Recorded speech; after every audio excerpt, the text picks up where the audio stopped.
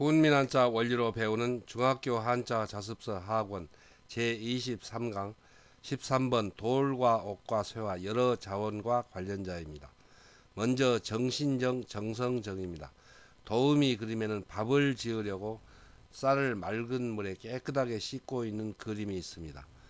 정신정의 짜임은 대전과 소전에서는 쌀미 변에 풀을청을 결합해서 나타내었고 해서에서도 쌀미를 글자의 변에 나타내고 그 오른쪽에 말글청의 뜻을 나타내는 풀을청을 결합하여 정신정, 정성정의 글자 모양이 되었습니다. 자원은 정신정은 밥을 지으려고 쌀을 맑은 물에 깨끗하게 씻는다는 뜻을 나타내어 이 깨끗하다는 뜻이며 보기로 정결이 있고 쌀을 씻는 마음가짐이 1. 정신 또는 정성이라는 뜻이 되고 보기로 정신이 있고 쌀에 돌 등이 없도록 살피듯이 3. 세밀하다는 뜻이 되며 보기로 정밀이 있고 무예의 솜씨가 정밀하고 4. 날래다는 뜻이 되며 보기로 정예가 있고 순수하고 정밀한 진액이 5. 정액이라는 뜻이 되며 보기로 정액이 있고 별을 정밀하게 가공하여 6. 찢는다는 뜻이 되며 보기로 정미가 있습니다.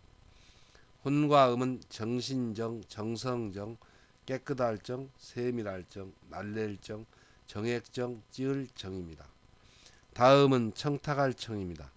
도우미 그림에는 젊은이가 결혼을 청탁하는 곧 청혼하는 그림이 있습니다.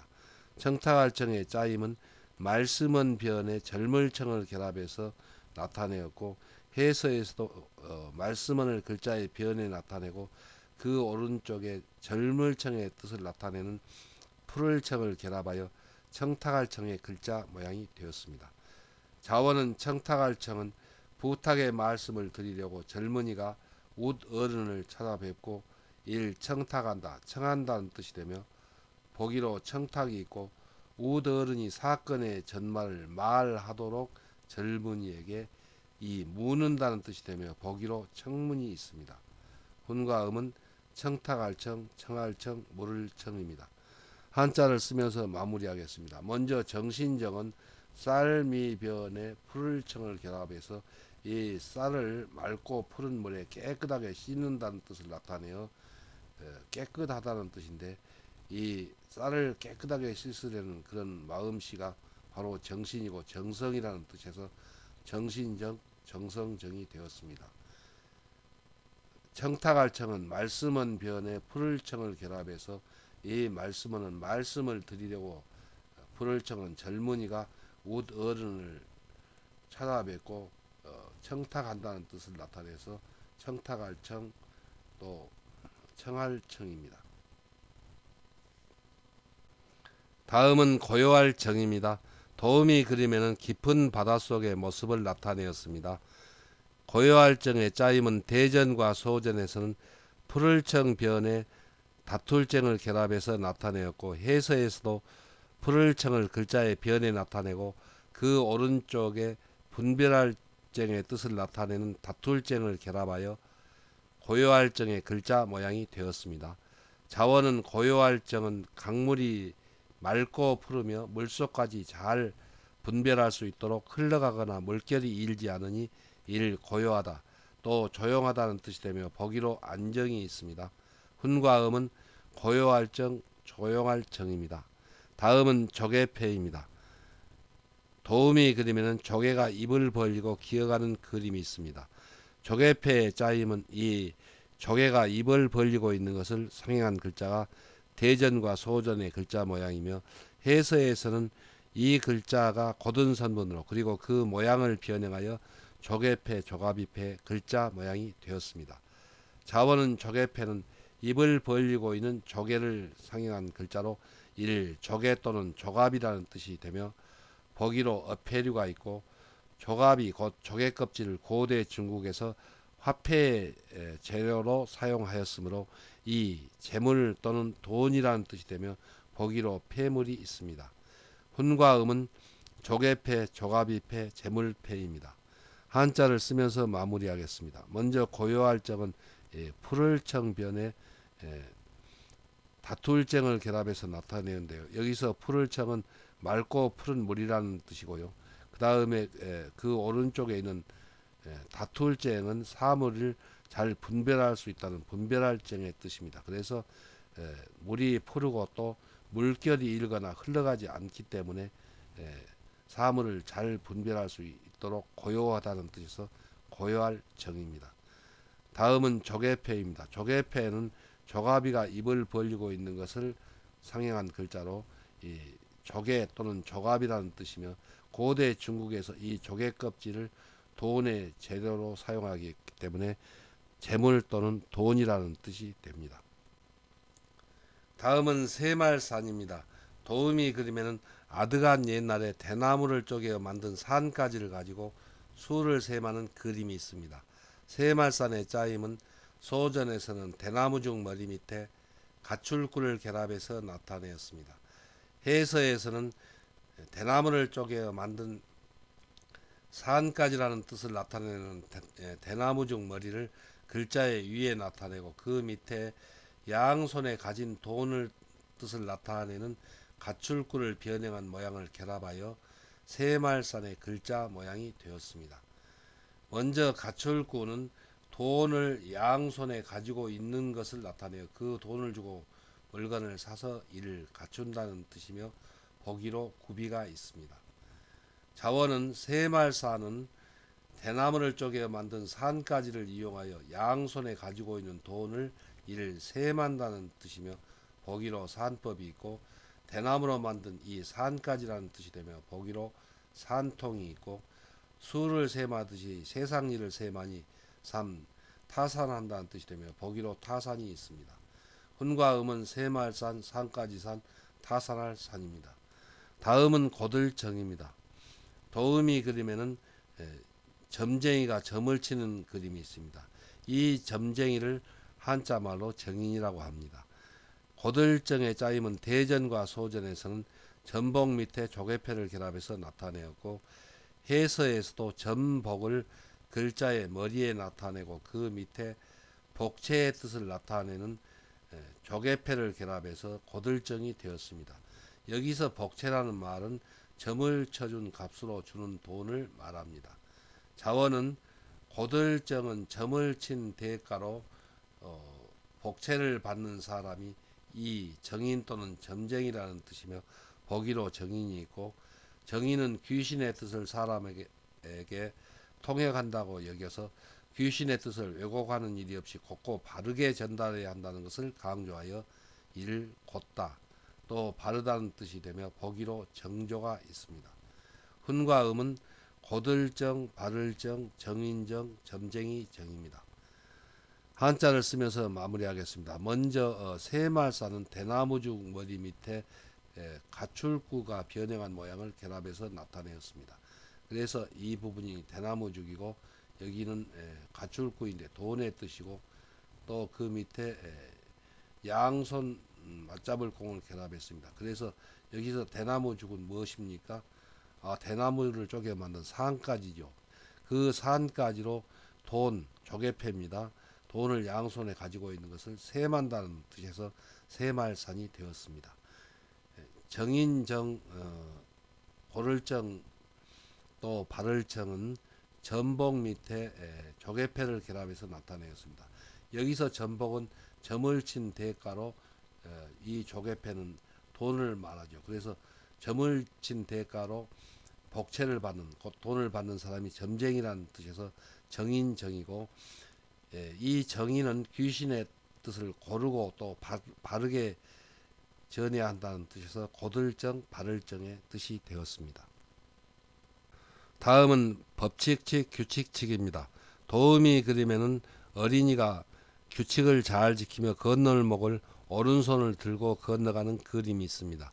법칙칙의 짜임은 소전에서는 조개패 변에 칼도를 결합해서 나타내었고 해서에서는 재물의 뜻을 나타내는 조개패를 글자의 변에 나타내고 또 칼로 잘라 나눈다는 뜻을 나타내는 칼도방을 그 오른쪽에 결합하여 법칙칙, 규칙칙의 글자 모양이 되었습니다.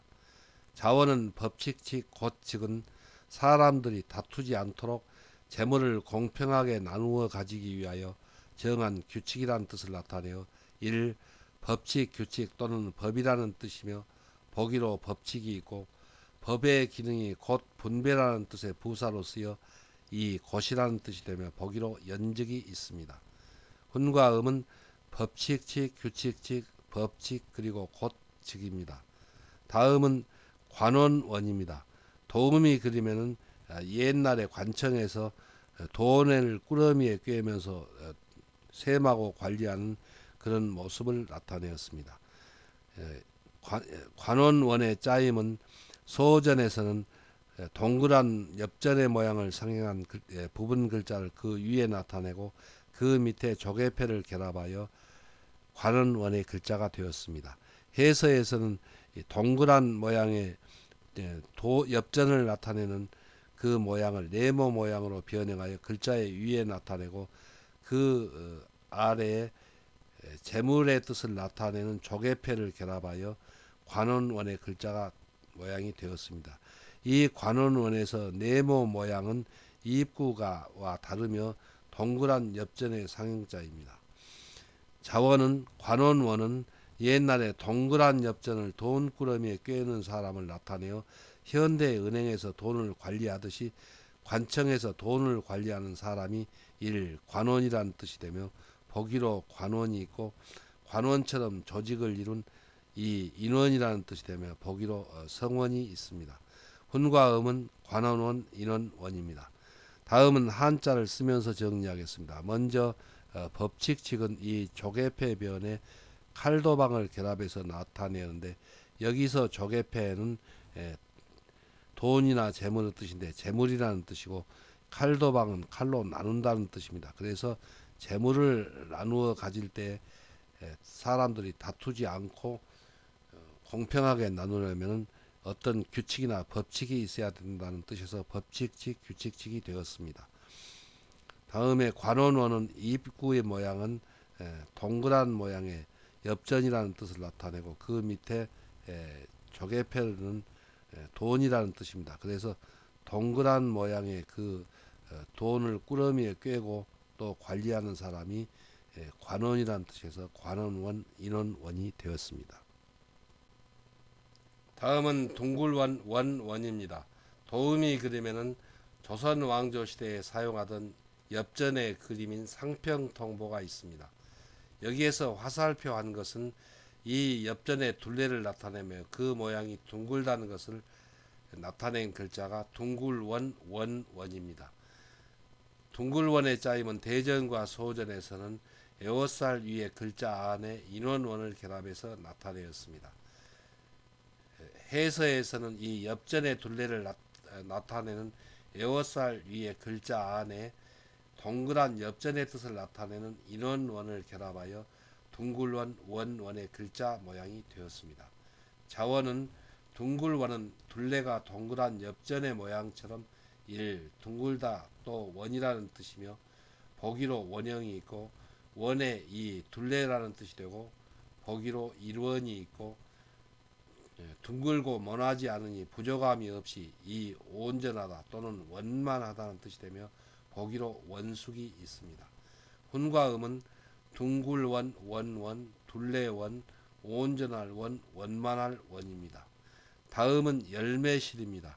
도우미 그림에는 돈꾸러미가 괴짝에 가득 차 있어서 매우 기뻐하는 모양을 나타내었습니다. 열매실의 짜임은 대전과 소전에서는 진면 안에 꿰을관을 결합해서 나타내었고 해서에서도 이 진면을 글자의 머리에 나타내고 그 밑에 엽전을 꿰은 돈꾸러미의 뜻을 나타내는 꿰뚫을관을 결합하여 열매실의 글자 모양이 되었습니다. 먼저 이 꿰뚫을관은 동그란 엽전의 가운데에 구멍이 있는 곳을 꿰어 엽전을 꾸러미에 꿰은 것을 나타내어 1. 꿰뚫는다 또 꿰인다는 뜻이며 보기로 관통이 있습니다.